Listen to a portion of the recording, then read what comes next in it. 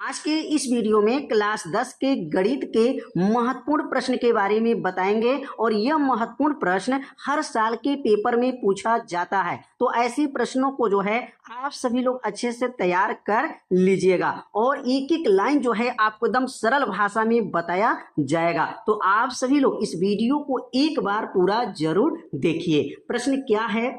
एक रेलगाड़ी 480 किमी की दूरी समान चाल से तय करती है। मतलब एक ट्रेन है और 480 किलोमीटर की दूरी जो है समान चाल से तय करती है। यदि इसकी चाल 8 किमी प्रति घंटा कम हो जाती है तो वह उसी दूरी को तय करने में 3 घंटा अधिक समय लेती है। रेलगाड़ी की चाल ज्ञात कीजिए। यहाँ पर एक रेलगाड़ी है और वह एकदम समान दूरी तय कर रहा है। समान दूरी का मतलब 480 किलोमीटर पहली बार में भी गया, दूसरी बार में भी 480 किलोमीटर गया, लेकिन पहली वाला का चाल से दूसरा वाला जो चाल है वो 8 किमी प्रति घंटा क्या है? कम है। तो कैसे क्वेश्चन को हल करेंगे? तो सबसे पहले यहाँ लिखेंगे माना, और माना में क्या लिखेंगे? यहाँ पर माना रेलगाड़ी की जो चाल है, माना क्या लिखेंगे यहाँ पर? रेलगाड़ी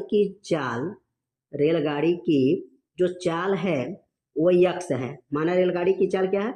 यक्स है। मतलब जो ट्रेन चल रही थी उसका चाल यक्स मान लिया गया। पहली शर्त की बात कर रहे हैं। और दूरी कितना तय किया है? यह दूरी जो है 480 किलोमीटर जो है 480 किलोमीटर दूरी तय किया है। अब कितना समय लगेगा?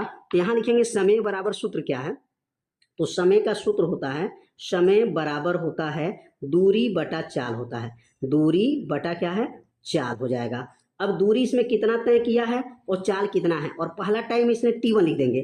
T1 बराबर, पहली शर्त है, दूरी कितना तय किया है? 480 किलोमीटर तय किया है और चाल कितना है उसका? यक्स है। तो यहाँ पर 480 बटा यक्स जो है इसका पहला समय निकल गया। अब ये जो चाल यक्स था, अब ये चाल में 8 किमी प्रति घंटा कम हो जा रहा है। तो यहाँ पे माना जो रेलगाड़ी की चाल यक्स माना गया है, अब इसमें यक्स किलोमीटर प्रति घंटा चाल में यहाँ पर 8 किमी प्रति घंटा चाल क्या हो जाएगा? कम हो जाएगा। तो ये नीचे यहाँ पे लिखेंगे कि यदि चाल जो है 8 किमी प्रति घंटा, क्या लिखेंगे यहाँ पर? यदि, या लिख देंगे यदि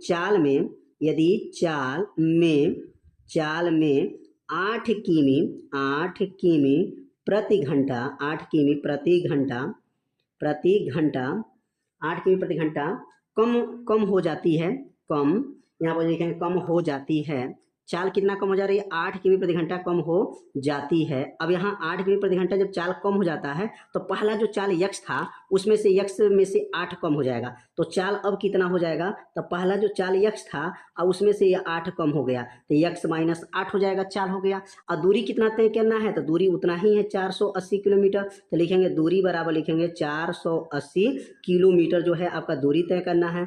अब इसका समय निकालेंगे। इसका समय का सूत्र क्या होता है? तो समय बराबर इसका सूत्र लिखेंगे जैसे ऊपर लिखा गया है सेम आपको नीचे रखना है। बस अंतर क्या है? इसमें दूरी आपका 480, इसमें भी दूरी 480, इसका चाल यक्स, इसका चाल यक्स माइनस 8, बस इसमें से 8 कम हो जाएगा। तो समय बराबर सूत्र क्या हो जाएगा? समय बराबर हो जाएगा यहाँ पर दूरी बटा, क्या लिखेंगे? दूरी बटा जो है चाल हो जाएगा। समय का सूत्र है दूरी बटा चाल। अब इसमें दूरी कितना है? तो 480 किलोमीटर है, लिखेंगे यहाँ पर 480 हो जाएगा। और चाल कितना है? तो यक्स माइनस 8 हो जाएगा। यह जो टाइम है वो T2 हो जाएगा, वो T1 था, यह T2 हो जाएगा। तो दो समय निकल गया। यहाँ पर चाल जो है यक्स था और यहाँ पे चाल यक्स माइनस 8 है, क्योंकि इसमें 8 किमी प्रति घंटा चाल कम हो जाता है। अब यहाँ प्रश्नानुसार में बताया गया है कि इनको समय का जो अंतर है वो 3 घंटा का अंतर है। यहाँ दोनों ट्रेनों के बीच का जो समय का अंतर हो रहा है वह लिखेंगे आपका प्रश्नानुसार। अब यहाँ लिखेंगे प्रश्नानुसार। तो यहाँ तक आप लोगों को अच्छे से समझ में आ गया होगा। अब लिखेंगे यहाँ पर प्रश्नानुसार। प्रश्न के अनुसार अगर देखेंगे तो दोनों का टाइमिंग जो है, यह चालों का अनुसार अगर टाइमिंग देखा जाए तो दूसरे वाले ट्रेन से और पहले वाले ट्रेन में आपका जो है यहाँ पर कितने समय का अंतर है? तो यहाँ पर जो दिया गया T2 माइनस T1 का अंतर कितना है? 3 घंटे का है। मतलब T2 में से T1 को अगर अंतर करेंगे टाइम तो 3 घंटे का यह अंतर हो रहा है। तो दूसरा वाला समय क्या है? दूसरा वाला समय कितना दिया है? 480 बटा में क्या है? यक्स माइनस 8 है। और ये T1 कितना है? 480 बटा में क्या है? नीचे यक्स है, बराबर क्या है? यहाँ पर 3 है। दोनों के समय का अंतर कितने घंटे का अंतर है? तो 3 घंटे का यह अंतर है। ये T2 का मान हो गया, T2 मतलब जो दूसरी शर्त से हम लोग चल रहे थे ट्रेन का जो समय था, और ये T1 जो है पहले वाले ट्रेन का, अगर ये माइनस उधर भेज देंगे तो प्लस हो जाएगा, 3 घंटा अधिक हो जाएगा। माइनस था उधर जाके 3 घंटा प्लस जब होगा तो क्या हो जाएगा, 3 घंटा अधिक समय लगेगा। इसका जो समय इससे क्या हो जाएगा, 3 घंटे का अधिक समय लग जा रहा है। तो अब यहाँ पर जो है कॉमन ले सकते हैं, कितना, 480 कॉमन ले लीजिए। जब 480 इसमें से कॉमन ले लेंगे, अंदर क्या बचेगा, 1/x माइनस 8 हो जाएगा, माइनस 1/x हो जाएगा, बराबर यहाँ पर 3 हो जाएगा। अब यहाँ पर हर बराबर नहीं है, अब हर बराबर नहीं है तो इसका गुणा इसमें होगा, इसका गुणा इसमें होगा। x का गुणा 1 में करेंगे तो क्या बनेगा, ये 480 कोष्टक में, x का गुणा 1 में करेंगे तो x हो जाएगा, x माइनस 8 का गुणा करेंगे तो माइनस x प्लस 8 हो जाएगा, क्योंकि माइनस 8 माइनस 1 मिलकर के प्लस 8 हो गया। और x के गुणा x में करेंगे तो x का स्क्वायर हो जाएगा, 8 में x के गुणा करेंगे माइनस 8x हो जाएगा, बराबर कितना हो जाएगा, यहाँ पर 3 हो जाएगा। ध्यान देंगे गुणा कैसे हुआ, x के गुणा x में, x के गुणा माइनस 1 में, माइनस 8 के गुणा माइनस 1 में करेंगे प्लस 8। अब यह x प्लस है और x माइनस 1 कट जाएगा, क्या बचेगा, अब यहाँ पर बचेगा, अब यहाँ पर बचेगा 480 बचेगा, गुणे बचेगा 8 बचेगा, पूरे का बटा नीचे x स्क्वायर माइनस 8x बराबर 3 हो जाएगा। क्या क्या बचा है, 480 बच गया, 8 बच गया, x स्क्वायर माइनस 8x बराबर 3। अब ये 3 से कट जाएगा, 3 एक नम 3 और 3 से इसको काटेंगे तो 3 एक नम 3, 3 छक्के 18, 0 हो जाएगा। अब 160 का गुणा 8 में कर लिया जाएगा, और यहाँ से 3 एक नम 3 कट गया, तो बचेगा क्या यहाँ पर। अब अगला लाइन जो लिखेंगे, अगले लाइन में क्या बनेगा, अब अगले लाइन को समझते हैं। अब अगले लाइन में लिखेंगे 160 बचा था, गुणे 8 अब बटा नीचे क्या था, एक्स स्क्वायर माइनस 8x और बराबर क्या था, यहाँ पर 1 था। अब यहाँ दुघात समीकरण बना लेंगे, अब इसका गुणा इसमें करेंगे तो क्या बनेगा, x का स्क्वायर माइनस 8x बराबर, अब 160 का गुणा 8 में करेंगे तो 160 का गुणा जब 8 में हो जाएगा तो 1280 हो जाएगा, क्या बनेगा, 1280। 1280 जो प्लस में था पक्षांतर करेंगे तो x square minus 8x minus 1280 हो जाएगा, बराबर क्या हो गया, 0। अब इसमें से अब गुणनखंड करेंगे, गुणा करने पर 1280 आ जाए, गुणा करने पर कितना, 1280, और घटाने पर 8 आ जाए, तो यहाँ पर कैसे फैक्टर करेंगे, एक्स स्क्वायर माइनस, अब यहाँ पर लिखेंगे 40 में से अगर 32 घटा दें, 40 में से 32 जाएगा, 8 हो जाएगा, एक्स हो गया माइनस 1280 हो जाएगा, बराबर 0 हो जाएगा। 40 में 32 का गुणा करेंगे तो 1280 आएगा, और 40 में से 32 घटाएंगे तो 8 हो जाएगा। अब दुघात समीकरण को जो फैक्टर करेंगे, एक्स स्क्वायर 40 में एक्स का गुणा करेंगे, ये होगा 40x होगा, माइनस माइनस मिल करके प्लस 32x हो जाएगा, माइनस जो है 1280 हो जाएगा, बराबर 0 हो जाएगा। अब इसमें 2 का जोड़ा लगा लेंगे, अब इसमें से कॉमन क्या लेंगे, इसमें से x कॉमन ले लेंगे तो क्या बचेगा, x माइनस 40 हो जाएगा, x माइनस 40 प्लस इसमें से 32 कॉमन ले लेंगे तो बचेगा यहाँ पर x माइनस 40 हो जाएगा, बराबर 0 हो जाएगा। अब दोनों में से बाहर किसको करेंगे तो x माइनस 40 वाले को बाहर करेंगे तो x माइनस 40 बाहर आ जाएगा, तो x प्लस जो है 32 हो जाएगा, बराबर क्या हो गया, यहाँ पर 0 हो जाएगा। अब यहाँ पर पहला यदि लिखेंगे, अगर पहला यदि की बात करेंगे तो यहाँ लिखेंगे यदि हो जाएगा यहाँ पर x माइनस 40 बराबर जो है 0, 40 पक्षांतर होगा तो x बराबर माइनस 40 पक्षांतर हो जाएगा तो प्लस 40 हो जाएगा, यदि के नीचे तो लिख देंगे, पहला हमारा निकल गया। अब दूसरा यदि करेंगे तो दूसरा यदि क्या है, तो दूसरा यदि इसमें दिया है x प्लस 32 बराबर क्या है, 0 है, 32 पक्षांतर करेंगे तो x बराबर माइनस 32 हो जाएगा, क्योंकि प्लस 32 था, पक्षांतर करेंगे तो माइनस 32 हो जाएगा। अब ट्रेन का चाल माइनस में नहीं होता, याद रखेंगे, जो ट्रेन होते हैं, रेलगाड़ी होते हैं, इसका चाल जो है माइनस में नहीं होगा। यहाँ x का 2 मान निकला है, एक 40 निकला है और एक माइनस 32 निकला है, तो 40 वाला मान को असंभव कर लेंगे, क्योंकि यह माइनस में आ गया, कभी यह मान संभव नहीं हो सकता है, इसलिए असंभव, क्योंकि ट्रेन की चाल माइनस में नहीं चलती है। तो नीचे अतः क्या लिखेंगे, आपका अतः लिख देंगे, अतः रेलगाड़ी की चाल क्या माना गया था, तो लिखेंगे आपका माना अतः जो है रेलगाड़ी की जो चाल माना गया था, माना रेलगाड़ी की जो चाल है उसको x माने थे, x, और x का मान कितना आया था, तो x का मान 40 आ गया, 40 किमी प्रति घंटा। x मान क्या लिखेंगे यहाँ पर, 40 किमी प्रति घंटा जो है ट्रेन का जो है या रेलगाड़ी की जो चाल बात है, तो यहाँ 40 किमी प्रति घंटा जो है इसका आंसर हो जाएगा। तो इसको फैक्टर कैसे किया गया, समीकरण कैसे बनाया गया, एक एक लाइन जो है आपको बताया गया है। तो उम्मीद करते हैं ये प्रश्न आप लोगों को बहुत ही अच्छे से समझ में आ गया हो। अब अगला प्रश्न है, y अक्ष पर उस बिंदु का निर्देशांक ज्ञात कीजिए जो 2, -5 तथा -2, 9 से समदूरस्थ हैं। अब यहाँ y अक्ष पर उस बिंदु का निर्देशांक ज्ञात करना है, तो सबसे पहले यहाँ y अक्ष पर एक बिंदु मान लेंगे। y अक्ष पर जो बिंदु माना जाएगा उसको क्या माना जाएगा, तो लिखेंगे यहाँ पर y अक्ष पर बिंदु जो है माना, यहाँ लिख लेंगे माना y अक्ष पर जो बिंदु है उसको, बिंदु को क्या मान लेंगे, y अक्ष पे जब कहा जाएगा तो 0, y मानते हैं। अगर देखिए अगर x अक्ष पर है तो x, 0 मानेंगे और y अक्ष पर बिंदु है तो 0, y है।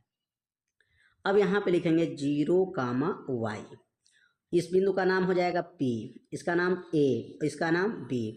अब A का मान कितना प्रश्न में दिया गया है, तो 2, -5 दिया गया है और B का मान दिया गया -2, 9 दिया गया है।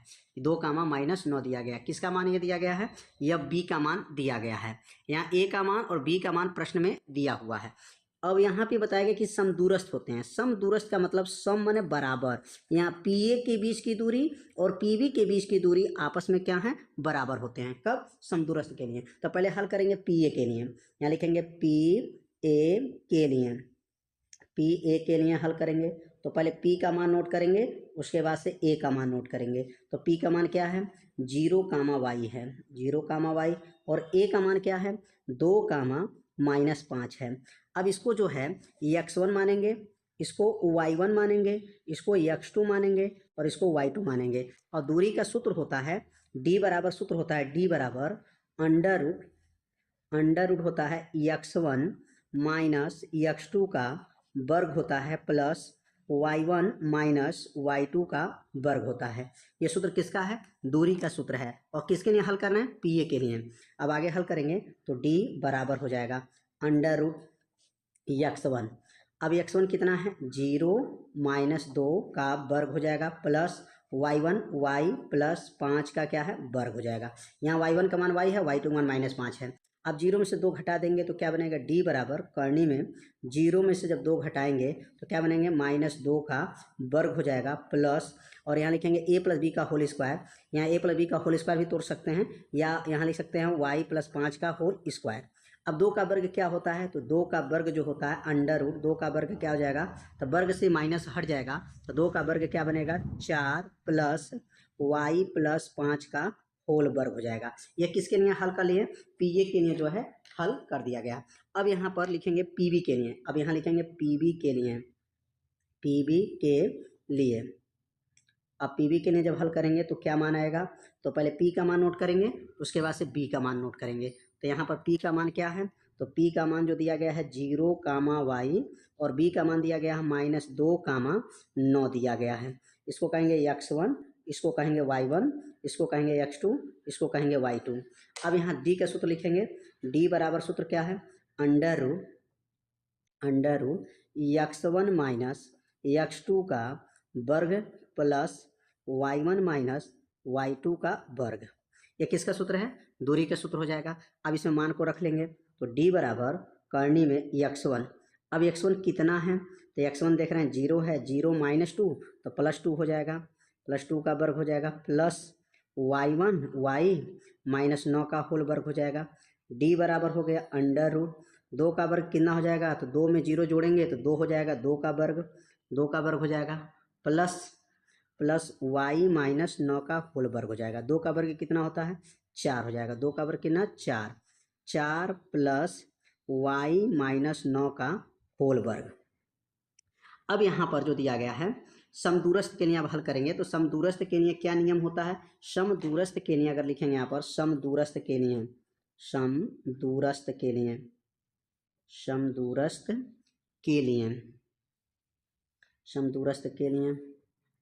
और समदूरस्थ का क्या नियम होता है, समदूरस्थ के लिए नियम होता है कि PA के बीच की दूरी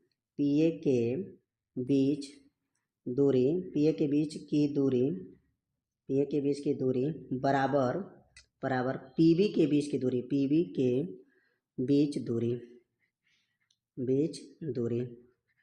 PA के बीच की दूरी बराबर PB के बीच की दूरी। तो PA का मान कितना है, तो PA का मान जो दिया गया है अंडर रूट अंडर रूट हो जाएगा x1 माइनस x2 का मान जो देख सकते हैं, पी ए का मान कितना आया है एक बार देख सकते हैं।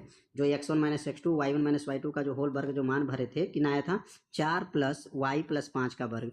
यहाँ क्या लिखेंगे under root 4 plus y plus 5 का वर्ग। और इधर जो दिया गया है बराबर करनी में इधर दिया गया है y 4 यहाँ पर भैया 4 प्लस y माइनस 9 का होल वर्ग।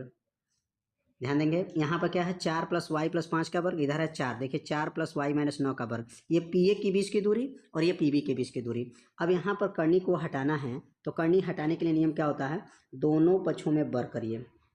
दोनों पक्षों में वर्ग करने पर, दोनों पक्षों में जो है वर्ग करने पर, वर्ग करेंगे तो कर्णी क्या हो जाएगा हट जाएगा। दोनों पक्षों में वर्ग करने पर अब वर्ग करेंगे तो कैसे वर्ग होगा, कर्णी में क्या हो जाएगा, कर्णी में क्या दिया है 4 प्लस वाई प्लस 5 का होल वर्ग था। इसके ऊपर वर्ग करेंगे क्योंकि दोनों पक्षों में वर्ग करना है, बराबर अंडर रूट में क्या है 4 प्लस वाई माइनस 9 का होल वर्ग। इसके ऊपर वर्ग हो जाएगा। कर्णी को हटाने के लिए नियम क्या है, दोनों पक्षों में वर्ग करना चाहिए। दोनों पक्षों में अगर वर्ग करेंगे तो कर्णी क्या हो जाएगा हट जाएगा। तो क्या बचेगा यहाँ पर 4 प्लस वाई प्लस 5 का होल वर्ग बराबर, और इधर भी कर्णी हट जाएगा तो कर्णी इधर हटेगा तो क्या बनेगा 4 प्लस वाई माइनस 9 का होल वर्ग। अब दोनों पक्षों में 4 है तो 4 से 4 को काट सकते हैं। 4 पक्षांतर भी करेंगे तो 4 प्लस में पक्षांतर करेंगे तो क्या बनेगा माइनस हो जाएगा। क्या बचेगा y प्लस 5 का वर्ग, इधर बचा है y माइनस 9 का जो है वर्ग है। अब आगे बढ़ेंगे, अब आगे यहाँ पे लिख लेंगे, यहाँ जगह थोड़ा सा है। अब यहाँ पे समझ लेते हैं क्या बचा था, y प्लस जो है 5 का होल वर्ग है बराबर है y माइनस 9 का होल वर्ग है। अब इसका होल स्क्वायर तोड़ दीजिए, a प्लस बी का होल स्क्वायर, ए स्क्वायर प्लस बी स्क्वायर का मतलब 5 का वर्ग 25 हो जाएगा, और 5 दूनी 10, 10 से यहाँ पर y हो जाएगा। अब इसी प्रकार इसका होल स्क्वायर तोड़ दीजिए, y का a का वर्ग 9 का वर्ग 81 हो जाएगा, 9 दूनी 18y हो जाएगा। ए स्क्वायर बी स्क्वायर 2ab, ए स्क्वायर बी स्क्वायर और यहाँ पर माइनस 2ab है ना, यहाँ माइनस का होल स्क्वायर यहाँ पर प्लस का होल स्क्वायर। क्या कटेगा वाई स्क्वायर से वाई स्क्वायर को काट दीजिए, और यहाँ 18y जो है इधर आ जाएगा और 25 उधर चला जाएगा तो क्या बनेगा 10y प्लस 18y बराबर 81 माइनस जो है 25 हो जाएगा। 18 और 10 मिल करके क्या बनेगा यहाँ पर 28y बराबर 81 में से 25 घटा देंगे ये हो जाएगा 56, और y बराबर क्या बनेगा अभी यहाँ पर y बराबर 56 बटा 28 हो जाएगा। और 28 दूना क्या बनेगा 28 दूना 56, y का मान क्या आ गया 28 दूना 56 2 आ जाएगा, तो y का मान 2 आ गया। और इसमें बिंदु पूछा जा रहा था, क्या लिखेंगे यहाँ पर अतः बिंदु, क्या लिखेंगे यहाँ पर अतः y अक्ष पर, अतः y अक्ष पर बिंदु, y अक्ष पर जो है बिंदु क्या बन जाएगा, तो y अक्ष पर बिंदु क्या माना गया था 0, y। अब यहाँ मान भर दीजिए 0, और y का मान क्या था 2 है तो y का मान 2 हो जाएगा। 0, 2 जो है इसका क्या हो जाएगा आंसर हो जाएगा। तो एक एक लाइन जो है आपको अच्छे से समझाया गया है। अगर आपको समझ में नहीं आया होगा तो इसको एक बार और देखिएगा जिससे आपको अच्छे से समझ में आ जाएगा। तो उम्मीद करते हैं प्रश्न आप लोग को अच्छे से समझ में आ गया होगा। एक भिन्न 1/3 हो जाती हैं जब उसके अंश में 1 घटाया जाता है, और वह 1/4 हो जाती हैं जब हर में 8 जोड़ दिया जाता है। भिन्न ज्ञात कीजिए। यहाँ पर 2 शर्त दिया गया है और दोनों शर्त को ध्यान से समझेंगे। तो यहाँ पर सबसे पहले लिखेंगे माना भिन्न जो है, जब भी भिन्न वाला क्वेश्चन आ जाए तो सबसे पहले लिखेंगे माना जो भिन्न है वह x/y है। माना क्या लिखेंगे भिन्न x/y है, माना भिन्न x/y है। अब यहाँ पर जो पहली शर्त दिया गया है, अब पहली शर्त के बारे में समझेंगे। यहाँ पे लिखा गया पहली शर्त में क्या कहा गया है, लिखेंगे यहाँ पर पहली शर्त में, या पहली शर्त से लिख सकते हैं। और पहली शर्त क्या कहा है प्रश्न में, तो पहली शर्त कहा गया है कि यदि उसके अंश में 1 घटाया जाता है, तो क्या लिखेंगे यहाँ पर यदि अंश में 1 घटाने पर भिन्न कितना हो जाता है, तो इसके अंश में 1 घटाने पर भिन्न कितना हो जाता है, वह 1/3 हो जाता है, 1/3। क्या लिखेंगे, यदि अंश में एक घटाने पर जो है भिन्न कितना होगा, तो एक घटाने पर भिन्न 1/3 हो जाता है। तो यहाँ पर भिन्न कितना माना गया है, तो भिन्न x/y माना गया है, और उसमें जो है अंश में एक घटाएंगे तो x - 1/y, एक घटा दिया गया, बराबर किसके होगा, 1/3 के हो जाएगा। अंश में एक घटाने पर भिन्न 1/3 हो गया, तो यहाँ एक घटा दिया गया x - 1/y। अब यहाँ पर इसको समीकरण बना लेंगे, 3 में x का गुणा करेंगे तो यह हो जाएगा 3x, 3 एक अन्नम 3 बराबर हो गया y हो जाएगा। अब y को पक्षांतर कर लेंगे, 3 को पक्षांतर कर लेंगे, y प्लस में पक्षांतर करेंगे तो -3x - y बराबर क्या होगा 3। अब यहाँ -3 था, +3 हो गया, प्लस y था, पक्षांतर करेंगे -y हो जाएगा। समीकरण नंबर क्या बनेगा, 1 हो जाएगा। ये हो गया पहली शर्त से। पहली शर्त में क्या है, यदि अंश में एक घटाने पर भिन्न कितना हो गया, 1/3। अब यहाँ अंश में घटा दिया गया, 1/3 के बराबर हो गया। अब दूसरी शर्त में क्या कहा गया है, अब दूसरी शर्त में कहा गया है, दूसरी शर्त से, अब दूसरी शर्त में देखेंगे प्रश्न में क्या कहा जा रहा है, तो उसमें कहा गया है कि हर में 8 जोड़ दिया जाए। यहाँ कहा गया प्रश्न में कि हर में जब 8 जोड़ दिया जाता है तो वह भिन्न 1/4 हो जाता है। तो हर में 8 को जब जोड़ेंगे तो भिन्न 1/4 के बराबर कर लेंगे। तो यहाँ लिखेंगे यदि, यहाँ दूसरी शर्त में लिखेंगे यदि, यदि हर में, यदि हर में, यदि हर में 8 जोड़ देने पर, 8 जोड़ देने पर भिन्न कितना हो जाता है, तो 8 जोड़ देने पर भिन्न जो है 1/4 हो जाता है, 1/4 हो जाता है। तो यहाँ अंश क्या है, x है, हर क्या है, y है, और इसमें 8 जब जोड़ दिया जाएगा तो वह भिन्न किसके बराबर हो गया, 1/4 के बराबर हो जाता है। ऊपर वाले क्वेश्चन में पहली शर्त में क्या था, अंश में घटाना था, यहाँ अंश में घटाया गया है और यहाँ हर में जोड़ा गया है, बस 2 शर्त को ध्यान देना है। अब यहाँ पर भी समीकरण बनाएंगे, तो यहाँ समीकरण गुणा करेंगे, 4 में x का गुणा होगा तो ये हो जाएगा 4x हो जाएगा बराबर y + 8 हो जाएगा, तो y + 8 हो गया।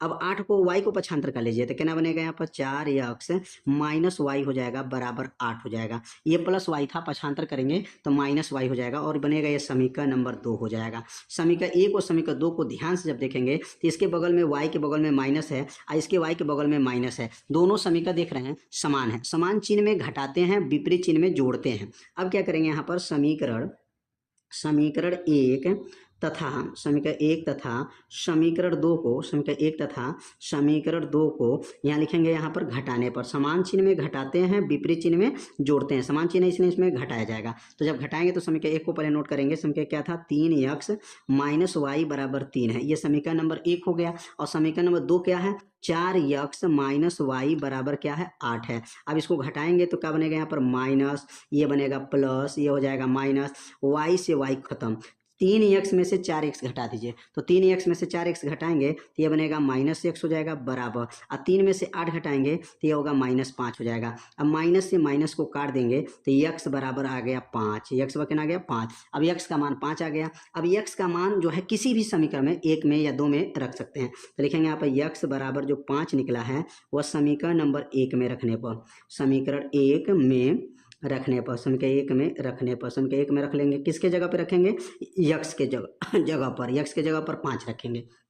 अब समीकरण 1 क्या था, तो लिखेंगे 3x - y बराबर जो है 3 है, x के जगह पर 5 लिखेंगे, 3 × 5 - y बराबर हो जाएगा 3, 3 5 हो गया 15 - y बराबर हो गया 3, 15 को पक्षांतर कर लेंगे, ये 15 पक्षांतर हो जाएगा, तो ये +15 पक्षांतर करेंगे तो माइनस हो जाएगा, तो y बराबर -y बराबर 3 - 15, 3 में से 15 घटा देंगे तो यहाँ हो जाएगा -y बराबर हो गया माइनस जो है यह हो जाएगा 12, और माइनस से माइनस कट गया, y बराबर हो जाएगा 12।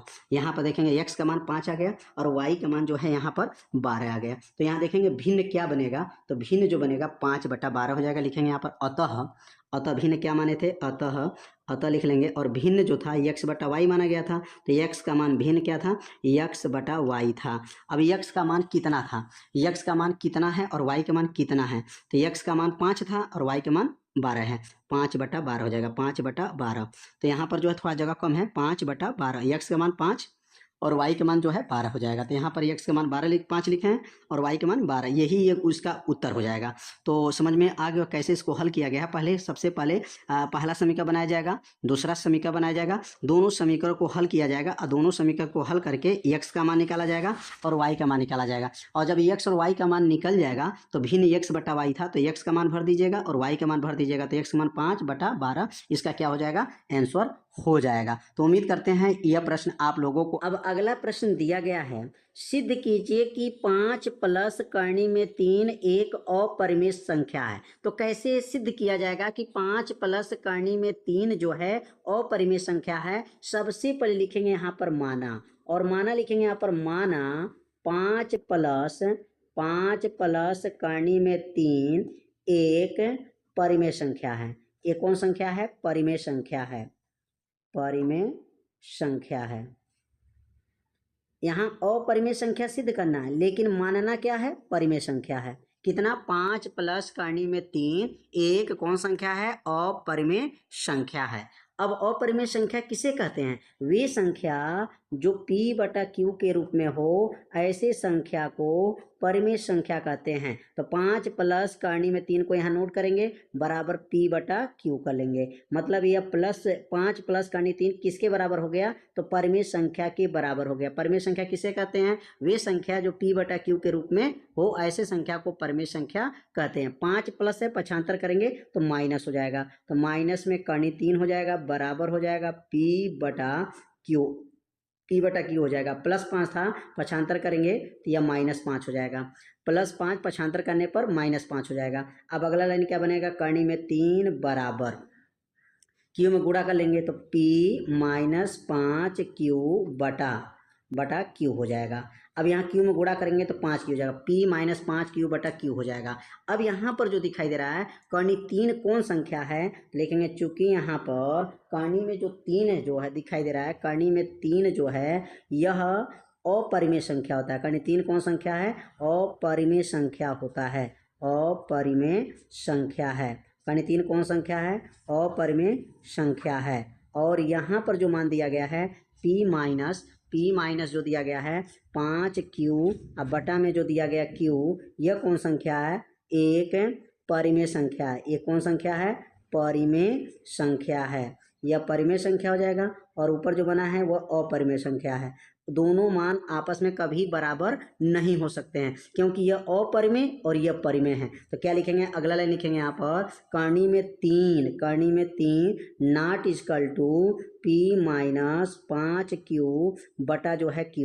मतलब यह कभी बराबर नहीं हो सकता है। क्यों नहीं हो सकता है? क्योंकि यह अपरिमेय संख्या है और यह परिमेय संख्या है। ये दोनों कभी संख्या बराबर नहीं हो सकता है। अपरिमेय परिमेय के बराबर कभी नहीं होता है। अब लास्ट लाइन में लिखेंगे अतः, क्या लिखेंगे यहाँ पर? अतः 5 प्लस करनी में 3 जो है, 5 प्लस करनी में 3 एक अपरिमेय संख्या होगा। एक कौन संख्या हो जाएगा? अपरिमेय संख्या होगा। क्यों होगा? क्योंकि यह संख्या कभी बराबर हो नहीं सकता है, तो इसलिए क्योंकि इसके अंदर करनी 3 है, तो करनी 3 होने की वजह से यह कौन संख्या है? एक अपरिमेय संख्या है। तो उम्मीद करते हैं यह प्रश्न आप लोगों को अच्छे से समझ में आ गया होगा। एक एक लाइन जो है आपको बताया गया है। यदि आपको यह समझ में नहीं आया होगा तो वीडियो को एक बार और देखिएगा, जिससे आपको अच्छे से समझ में आ जाएगा। तो अब सीखेंगे अगला प्रश्न। अब अगला प्रश्न है, निम्नलिखित सारणी से बहुलक ज्ञात कीजिए। यहाँ पर बहुलक ज्ञात करना है, और कैसे ज्ञात किया जाता है बहुलक? तो बहुत ही आसान विधि से जो है आपको बहुलक ज्ञात करना बताया जाएगा। तो सबसे पहले क्या करेंगे? यहाँ पर वर्ग अंतराल लिखेंगे। क्या लिखेंगे यहाँ पर? वर्ग अंतराल जो दिया है, यहाँ पर वर्ग अंतराल पहले नोट कर लेंगे, वर्ग अंतराल। और वर्ग अंतराल के बाद से जो है यहाँ पर बारंबारता नोट करेंगे। यहाँ पर क्या लिखेंगे? आपका बारंबारता हो जाएगा। बस बहुलक में 2 कॉलम केवल बनाया जाता है। मतलब आपका वर्ग अंतराल और बारंबारता केवल आपको बनाना होता है। वर्ग अंतराल यहाँ कितना दिया है? 0 से 10 दिया गया है, 10 से जो है 20 दिया गया है, 20 से 30 दिया गया है, 30 से 40 दिया गया है, 40 से 50 दिया गया है। बस यहाँ 50 तक जो है वर्ग अंतराल दिया गया है। और बारंबारता क्या है? 7 है, 9 है, 17 है, 21 है, और यह 16 है। इसमें यह देखा जाएगा कि सबसे बड़ा कौन है। इसमें सबसे बड़ा कौन है इस बारंबारता में? तो सबसे बड़ा अगर देखा जाए इसमें सबसे बड़ा कौन है तो 21 है। सबसे बड़ा कौन है? 21 है। तो जो बड़ा रहता है उसी को F1 कहते हैं, और F1 वाले सामने को यह L1 कहते हैं, और इसको L2 कहते हैं, और ऊपर वाला को F0 F1 और नीचे वाला को F2। यहाँ पर नीचे F2। सबसे पहला काम क्या करते हैं, जो सबसे बड़ा रहेगा उसको F1 कहा जाता है। F1 वाले के ऊपर को F0 कहते हैं, नीचे वाले को F2 कहते हैं, सामने वाला को L1 कहेंगे, L2 कहेंगे। तो इसमें मान को बाहर कर लेंगे कि कौन इसमें L1 है कौन L2 है, बाहर किया जाएगा। तो इस प्रश्न में L1 कितना दिया गया है, तो L1 जो दिया गया 30 दिया गया है, L2 कितना दिया गया है तो 40 दिया गया है। और वर्ग अंतराल H बराबर कैसे निकलता है, L2 में से L1 को घटा देंगे तो हमें अंतर पता चल जाएगा। तो 40 में से 30 घटा देंगे तो ये 10 का अंतर है। कितने का अंतर है, 10 के अंतराल है, यहाँ पर 10-10 के अंतर है। और यहाँ पर F1 F जो 0 कितना है, तो F0 17 दिया गया है। और यहाँ पर जो दिया गया F1 कितना दिया गया है प्रश्न में 21 दिया गया है। और F2 कितना है प्रश्न में, तो F2 जो है 16 दिया गया है। यह मान नोट करने के बाद से मतलब L1 L2 H और यहाँ F0 F1 F2 का मान जब निकल जाएगा तब यहाँ पर सूत्र लिखेंगे बहुलक का। बहुलक बराबर सूत्र क्या होता है, तो बहुलक का सूत्र लिखा जाएगा यहाँ पर बहुलक बराबर। अब बहुलक बराबर सूत्र होता है, यहाँ लिखेंगे L1 प्लस कोष्टक में लिखेंगे यहाँ पर कोष्टक में F1 माइनस F0 बटा होता है 2F1 minus F0 minus F2 कोष्टक बंद। अब गुणे क्या हो जाएगा यहाँ पर EH हो जाएगा। ये किनका सूत्र है, बहुलक का सूत्र होता है। अब इसमें मान को भर लेंगे। L1 का मान कितना है, तो L1 का मान प्रश्न में 30 दिया गया है, प्लस हो जाएगा यहाँ F1 का मान 21 दिया गया है, 21 माइनस F0 का मान 17 दिया गया है। और गुणे H का मान यहाँ पर 10 दिया गया, 10 का अंतर है, पूरे का बटा हो जाएगा। 2 गुणे जो है यहाँ पर 21 हो जाएगा, क्योंकि F1 का मान 21 माइनस 17 हो जाएगा, माइनस और F2 का मान जो दिया गया है वह 16 दिया गया है, तो 16 हो जाएगा। यह मान किसका मान भरे हैं, तो यह L1 का मान हो गया, यह F1 का मान, यह F0 का मान, यह H का मान, 2 गुणे F1 का मान, यह F2 का मान, यह F1 का मान, यह F2 का मान भर करके इसको हल कर लेंगे, यही इसका क्या हो जाएगा आंसर हो जाएगा। तो यहाँ क्या बनेगा 30 हो जाएगा, प्लस हो गया 21 में से अब 17 को क्या करेंगे यहाँ पर घटा लेंगे। अब यहाँ 21 में से 17 जाएगा तो क्या बनेगा 4 गुणे 10 हो जाएगा बटा 21 दूनी 42 माइनस 17 माइनस 16 मिल करके माइनस 33 हो जाएगा। अब अगला लाइन बनेगा 30 प्लस हो जाएगा 4 में 10 का गुणा करेंगे तो यह हो जाएगा 40 हो जाएगा बटा 42 में से यहाँ 33 को घटा देंगे तो यह हो जाएगा 9 हो जाएगा। 40 से में अब भाग करेंगे, 40 से 9 से भाग करेंगे तो यह हो जाएगा 30 प्लस 4 9 36, 4 9 36, 4.44 हो जाएगा। 30 और 4 जोड़ेंगे तो क्या बन जाएगा, 30 और 4 जोड़ेंगे तो हो जाएगा 34.44, इसका क्या हो जाएगा आंसर हो जाएगा। तो एक एक लाइन जो है आपको बताया गया बहुलक कैसे ज्ञात करते हैं। बहुलक का जो सूत्र क्या होता है, सूत्र को याद रखिएगा कि L1 यहाँ L भी लिख सकते हैं और L का नाम क्या है निम्न सीमा। निम्न सीमा यहाँ मान रखेंगे, जैसे यहाँ उच्च सीमा 30 और 40 दिया गया है तो इसमें कौन निम्न सीमा है तो 30 हो जाएगा। यहाँ F1 का मान, F0 का मान, 2F1 का मान, F0 का मान, F2 का मान भर करके हल करेंगे तो आपका आंसर आ जाएगा 34.44, इसका क्या होगा आंसर आ जाएगा। तो उम्मीद करते हैं यह प्रश्न आप लोगों को अच्छे से समझ में आ गया होगा। तो अब सीखेंगे अगला प्रश्न। अब अगला प्रश्न है संख्याओं 272 और 1032 का एचसीएफ और एलसीएम ज्ञात कीजिए। मतलब मौसौ और लौसौ जो है ज्ञात करना है। तो यहाँ पर जो संख्या दिया गया है 272 दिया गया है और 272 का जब यहाँ पर गुणनखंड करेंगे, फैक्टर करेंगे तो यहाँ पहले 2 से काटेंगे, 2 से काटेंगे, 2 एक नम 2, 2 तिहाई 6, 2 तिहाई 6, इसको एक दे देगा 2 छक्के 12, 2 से काटेंगे 2 छक्के 12, 2 छक्के 12, एक इसको दे 2 अट्ठे 16। अब यहाँ 2 से काटेंगे तो यह हो जाएगा 2 तिहाई 6, 2 चौको 8, 34 हो गया। 2 से काटेंगे तो यह हो जाएगा 17 और 17 एक नम 17 कट जाएगा। मतलब 2 से काटें 272 को। अब यहाँ पर जो है बगल में 1032 लिखेंगे। अब 1032 को जब काटेंगे तो यहाँ 1032 को कितने से, पहले 2 से काटेंगे, 2 से काटेंगे 2 पचे 10, 2 एक नम 2, 2 अट्ठे 2 छक्के 12, 2 से काटेंगे 2 दूना 4, 2 दूना 4 हो जाएगा, 2 पचे 10, 2 अट्ठे 16, 2 से काट देंगे यहाँ पर 2 एक नम 2, 2 दूना 4, 2 नवा 18, 3 से काटेंगे यहाँ पर, 3 से काट देंगे 3 चौको 12, 3 तिरिकी 9, अब यहाँ 43 से ही कटेगा, 43 से काटेंगे तो यह 1 हो जाएगा। अब यहाँ पर लॉसो और मौसो ज्ञात करना है, तो बहुत ही आसान विधि है लॉसो और मौसो निकालने के लिए। सबसे पहले अब 272 का फैक्टर जो किया है, पहले यहाँ 272 लिख लेंगे। यहाँ पर 272 बराबर क्या कहा, 1 2 3 4, 4 बार 2 है, 2 गुणे 2 गुणे 2 गुणे 2 और लास्ट में क्या है यहाँ पर 17 है। अब अगला लिखेंगे यहाँ पर 1032, 1032 को लिखेंगे यहाँ पर, और कितने बार है, 1 2 3, 2 बार 3 है, 1 2 3 बार हो गया, और बगल में यहाँ पर 3 है, और गुणे कितना है, 43 है। और यहाँ पर अब मौसम निकालना है। मौसम कैसे निकलेगा, मौसम का मतलब होता है जो मिलाइए और जो मिल गया वही मौसम होता है। यहाँ 2 मिल गया, 2 उतार दीजिए, फिर यहाँ 2 मिल गया, यहाँ उतार दीजिए, और यह 2 मिल रहा है, यहाँ उतार दीजिए। अब यह 2 है, 3 है, नहीं मिला, 17 है, 43 से नहीं मिला। मतलब ऊपर की संख्या और नीचे की संख्या क्या क्या मिल रहा है, यह 2 मिल गया, यह 2 मिल गया, यह 2 मिल गया। अब शेष संख्या नहीं मिला, तो जब शेष संख्या नहीं मिला तो उसको नहीं उतारा जाएगा। 2 दूना 4 दूना 8, मौसम कितना आ गया, मौसम 8 हो गया। और लौसक क्या होता है, मौसक मतलब एचसीएफ हो गया। और लौसक कैसे निकालेंगे, एनसीएम कैसे निकालेंगे, तो लौसक निकालने के लिए क्या है, जो पहले मिलेगा जो संख्या पहले उसको लिख लेते हैं। 2 मिल रहा था, और यहाँ 2 मिल रहा था, और यहाँ पर भी 2 मिल रहा था, मिला हुआ संख्या लिखेंगे। और क्या क्या नहीं मिला था, 2 नहीं मिला था, 3 नहीं मिला था, 17 नहीं मिला था, 43 नहीं मिला था, वो लास्ट में गुणा करेंगे। 2 गुणे 17 गुणे 17, ऊपर 2 गुणे 17 बचा है, और नीचे क्या बचा है, 3 गुणे 43 बचा है। तो जो ऊपर की संख्या बचा हो और जो नीचे की संख्या बचा हो सब गुणा कर लेते हैं। पहले मिला हुआ संख्या को लिख लेते हैं। तो मिला हुआ संख्या कौन कौन है, 2 2 2 मिला है, ऊपर 2 बाकी है, 17 बाकी है, 3 बाकी है, 43 बाकी है, सबको गुणा कर लेते हैं। तो वह जो मान निकलता है वह लौसक का होता है। और सबका गुणा जब करेंगे, 2 दूना 4 दूना 8 दूना 16, 16 में 17 का गुणा, फिर 3 में गुणा, फिर 43 में गुणा, तो गुणा करेंगे तो गुणा करने पर आएगा 35 0 88, 35 0 88। यह किसका मान आ जाएगा, तो यह आ जाएगा लौसक का मान आ गया। और यह ऊपर जो निकला है वह मौसक का मान है,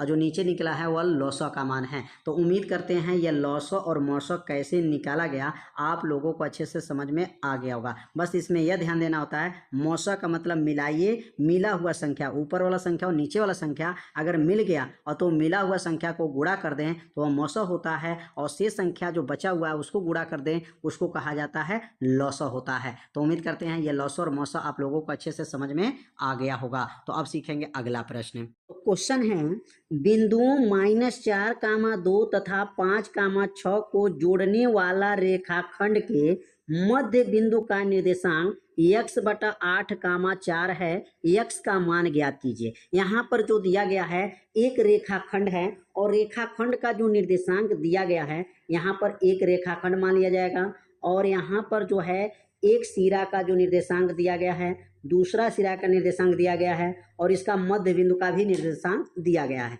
तो पहला सिरा का निर्देशांक कितना दिया गया प्रश्न में, तो प्रश्न में बताया गया पहला सिरा का निर्देशांक जो दिया गया है वो -4, 2 है, -4, 2 है, और यहाँ पर 5, 6 है, और इसका मध्य बिंदु क्या दिया गया है, x/8, जो है 4 है। अब यहाँ पर x का मान ज्ञात करना है। तो सबसे पहले क्या करेंगे, इसको हम कहेंगे x1, इसको कहेंगे y1, और x2, इसको कहेंगे y2। अब मध्य बिंदु के निर्देशांक को x, y कहा जाता है, क्योंकि मध्य बिंदु का निर्देशांक जब निकालते हैं तो यह x का मान होता है, यह y का मान होता है। तो x1 y1, x2 y2, और मध्य बिंदु का निर्देशांक का सूत्र होता है। अब सूत्र यहाँ लिखेंगे कि मध्य बिंदु का निर्देशांक का सूत्र क्या पढ़े हैं, तो मध्य बिंदु का निर्देशांक, मध्य बिंदु का निर्देशांक का जो सूत्र होता है, अब सूत्र यहाँ नोट करेंगे, मध्य बिंदु का निर्देशांक का सूत्र क्या पढ़े हैं, तो x बराबर होता है, x बराबर x1 प्लस x2/2 होता है। ये किसका सूत्र है, मध्य बिंदु का निर्देशांक का।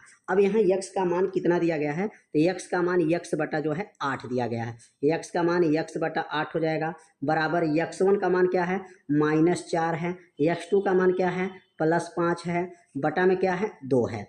अब ये मान किसका भरे हैं, तो यही x का मान हो गया, x वाला मान हो गया x/8, और x1 के जगह पर -4, x2 के जगह पर 5, अब बटा में 2। क्या ये लाइन आप लोग को समझ में आ गया होगा कि ये किसका मान भरे हैं, x का, और यह x1 का, यह x2 का। अब आगे हल करेंगे, x/8 हो जाएगा, बराबर हो जाएगा 5 में से 4 घटा दीजिए, तो 5 में से 4 जाएगा 1/2, 1/2 हो जाएगा। अब यहाँ 8 को गुणा कर लेंगे, 8 उधर चला जाएगा तो x बराबर क्या बनेगा 8/2 हो जाएगा।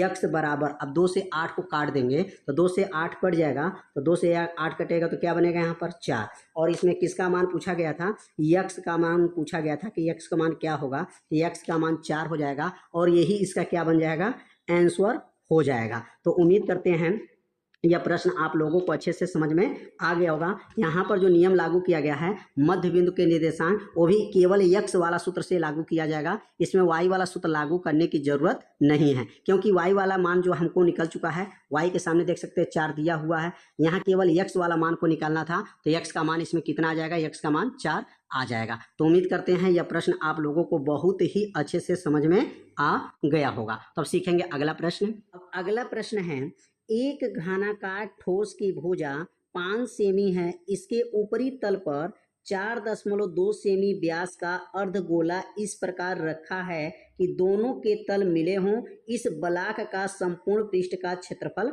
ज्ञात कीजिए। यहाँ पर एक घन बना हुआ है और घन के ऊपर जो है अर्धगोला रखा हुआ है, और घन का जो भुजा दिया गया है यहाँ से यहाँ तक, प्रत्येक भुजा का जो माप है वह 5 सेमी है, और यहाँ से जो व्यास है वह 4.2 सेमी है। मतलब ये 5 से ये कम है, तो जब कम रहेगा तो यहाँ से लेकर के यहाँ तक आपका इसको व्यास कहा गया है, अर्धगोला का व्यास हो गया। और ये जो है घन का जो है भुजा दिया गया है, तो घन का भुजा इसमें कितना दिया गया है, तो घन का भुजा इसमें दिया गया है 5 सेमी दिया गया है। तो लिखेंगे यहाँ पर घन की भुजा कितना दिया हुआ है प्रश्न में, लिखेंगे यहाँ पर घन की भुजा। और घन की भुजा को किससे प्रदर्शित करते हैं, तो घन की भुजा को a से प्रदर्शित करते हैं, और a बराबर प्रश्न में दिया गया है 5 सेमी है।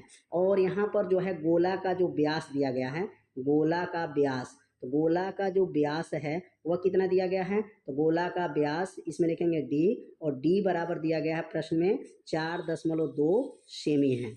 अब यहाँ पर त्रिज्या निकाल लीजिए। त्रिज्या का सूत्र क्या होता है, व्यास का आधा, व्यास के आधे को त्रिज्या कहते हैं। r बराबर क्या हो जाएगा, 4.2 हो जाएगा। 4.2/2, 2 से भाग करेंगे तो r बराबर 2.1 सेमी जो है गोला का त्रिज्या निकल जाएगा। अर्धगोला का त्रिज्या जो है 2.1 सेमी आ गया। अब इसका क्षेत्रफल बताना है, तो लिखेंगे यहाँ पर ब्लॉक का क्षेत्रफल, ब्लॉक जो बना है उसका संपूर्ण क्षेत्रफल निकालेंगे। ब्लॉक का संपूर्ण क्षेत्रफल, ब्लॉक का संपूर्ण पृष्ठ का क्षेत्रफल क्या बनेगा, ब्लॉक का संपूर्ण पृष्ठ का क्षेत्रफल, ब्लॉक का संपूर्ण पृष्ठ का क्षेत्रफल बराबर हो जाएगा यहाँ पर बराबर, नीचे जो बना हुआ है वह लिखेंगे घन का पृष्ठीय क्षेत्रफल, घन का पृष्ठीय क्षेत्रफल, घन का पृष्ठीय क्षेत्रफल, घन का पृष्ठीय क्षेत्रफल हो गया, और प्लस हो जाएगा घन का पृष्ठीय क्षेत्रफल, और ऊपर बना है अर्धगोला, लिखेंगे आपका अर्धगोला का पृष्ठीय क्षेत्रफल, अर्धगोला का पृष्ठीय क्षेत्रफल, पृष्ठीय क्षेत्रफल, अर्धगोला का पृष्ठीय क्षेत्रफल माइनस। अब माइनस क्यों करेंगे, क्योंकि ये नीचे का भाग ढका हुआ है और ये घन के ऊपर रखा गया है, तो घन के ऊपर रखा गया तो ये भाग ढका हुआ, तो ढका हुआ भाग किसमें से घटा देंगे तो उसका नाम हो जाएगा वृत्त का क्षेत्रफल। वृत्त का क्षेत्रफल घट जाएगा, क्योंकि यह नीचे वाला हिस्सा आधार का क्षेत्रफल या वृत्त का क्षेत्रफल कहते हैं, यह वाला हिस्सा को क्या करेंगे घटा दिया जाता है। जो हिस्सा आपको दिखाई न दे वह हिस्सा को क्या करते हैं घटा देते हैं। घन का पृष्ठीय क्षेत्रफल सूत्र होता है 6a का स्क्वायर, और अर्धगोला का होता है 2πr का स्क्वायर, और वृत्त का क्षेत्रफल होता है πr का स्क्वायर। अब अगला लाइन जो बनेगा 6a का स्क्वायर, 6a का स्क्वायर उतर जाएगा प्लस 2πr स्क्वायर में से 1πr स्क्वायर घटा दीजिए तो 1πr का स्क्वायर बच जाएगा। 2πr स्क्वायर में से 1πr का स्क्वायर घटेगा, πr का स्क्वायर हो जाएगा। अब इसमें मान को भर दीजिए, अब क्या बनेगा 6 उतर जाएगा, a का मान, तो a का मान मतलब भुजा, भुजा का मान क्या है 5 का वर्ग हो जाएगा, प्लस हो जाएगा 22/7 हो जाएगा, और r का मान यहाँ पे 2.1 और गुणे 2.1, इसको 2 बार लिख दीजिए क्योंकि वर्ग है। अब यहाँ पर क्या बनेगा 6 उतर जाएगा, 5 का वर्ग जो बनेगा 25 हो जाएगा, प्लस 7 से 21 कट जाएगा, 7 त्रिक 21, 0.3। अब इसका गुणा कर लेंगे, किसका किसका गुणा होगा, 22 का गुणा जो है 22 का गुणा 0.3 में और उसका गुणा जो है 2.1 में कर लेंगे, तो गुणा करने पर क्या आएगा, तो गुणा करने पर 13 यहाँ पर गुणा करके चेक कर लीजिएगा 13.86 आ जाएगा, 13.86। अब यहाँ पर 25 में 6 का गुणा करेंगे तो 25 छक्के क्या बनेगा 150, 150 हो गया, प्लस हो जाएगा 13.86 8 6 हो जाएगा 2500। 25 में 6 का गुणा 150, अब 150 का और 13.86 दोनों का जो है जोड़ लेंगे तो इसका आंसर हो जाएगा 163.86 सेमी का स्क्वायर हो जाएगा। क्योंकि क्षेत्रफल है तो क्षेत्रफल का मात्रा क्या होगा, सेमी का स्क्वायर या वर्ग सेमी कहा जाता है। तो यहाँ पर आपको ये बातों को आपको ध्यान देना है कि वृत्त का क्षेत्रफल क्यों घटाया गया है, क्योंकि पूरे घन का जो है पृष्ठीय क्षेत्रफल ले लिया है और उसके ऊपर रखा तो वह हिस्सा ढका हुआ है, तो ढका हुआ हिस्सा को क्या करते हैं, इसमें से निकाल देते हैं वृत्त का क्षेत्रफल। और यहाँ 6a का square 2πr square minus pi square, 2 पाई में से 1 पाई घट जाएगा तो पाई आर का स्क्वायर हो गया। अमान को भर दिया गया, अमान को भर करके हल किया गया, आंसर आ गया। उम्मीद करते हैं यह प्रश्न आप लोगों को अच्छे से समझ में आ गया होगा। तो अब सीखेंगे अगला प्रश्न। अब अगला जो प्रश्न है, निम्नलिखित बारंबारता बंटन से मध्यिका ज्ञात कीजिए। यहाँ पर मध्यिका ज्ञात करना है, वर्ग अंतराल दिया हुआ है, बारंबारता दिया हुआ है। कैसे हल करेंगे, सबसे पहला कॉलम क्या बनाते हैं, वर्ग अंतराल। अब यहाँ लिखेंगे वर्ग अंतराल हो जाएगा और दूसरा जो कॉलम बनेगा यहाँ पर बनाएंगे दूसरा कॉलम बारंबारता। क्या बनेगा, बारंबारता। और तीसरा जो कॉलम बनता है, तीसरा कॉलम यहाँ बनेगा संचयी बारंबारता। तीसरा कॉलम क्या है, संचयी बारंबारता हो जाएगा, संचयी बारंबारता हो गया। यहाँ पर 3 कॉलम जो है आपको बनाना है, वर्ग अंतराल और उसके बाद से बारंबारता और जो है संचयी बारंबारता। जब भी मध्यिका को निकाला जाता है तो 3 कॉलम को बनाया जाएगा। वर्ग अंतराल क्या लिखेंगे, 0 से 10, 10 से 20, 20 से 30, 20 से 30, 30 से 40, 40 से 50, 40 से 50 ये दिया हुआ है। 0 से 10, 10 से 20, 20 से 30, 30 से 40, 40 से 50। और यहाँ बारंबारता क्या कर दिया है, 6, 6 के बाद 8, 8 के बाद यहाँ दिया 18, 18 के बाद यहाँ दिया 14 और 14 के बाद दिया है 4। अब यहाँ पर जो मान दिया गया है, अब टोटल इसको जोड़ लेंगे तो जोड़ेंगे तो कितना आएगा, इसको जोड़ेंगे तो 50 आएगा। इसको n बराबर कहते हैं 50 आ जाएगा, जोड़ेंगे तो टोटल 50 आएगा।